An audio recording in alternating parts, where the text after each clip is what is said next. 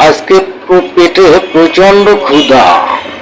প্রচন্ড ক্ষুধা নিয়ে বাসায় আসলাম।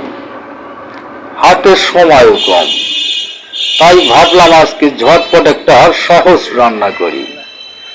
পাতিলের ভিতর চাউল নিয়ে নিলাম, সুন্দর করে ধুয়ে চুলায় বসিয়ে দিলাম।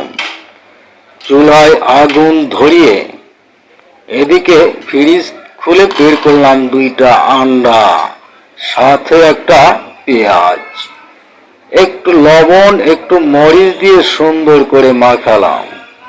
কড়াইতে তেল গরম, তারপর ঢেলে দিলাম আন্ডা, হয়ে গেল ডিম ভাজি। গোসল করে ফ্রেশ হয়ে গরম ভাত আর ডিম ভাজি দিয়ে শুরু করলাম খাওয়া। আলহামদুলিল্লাহ, পেটে ক্ষুধা থাকলে সাধারণ খাবারও রাজকীয়।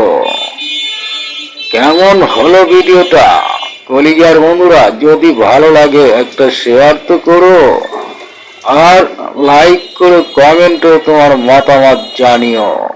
ধন্যবাদ, সবাই ভালো থেকো, দেখা হবে আবার।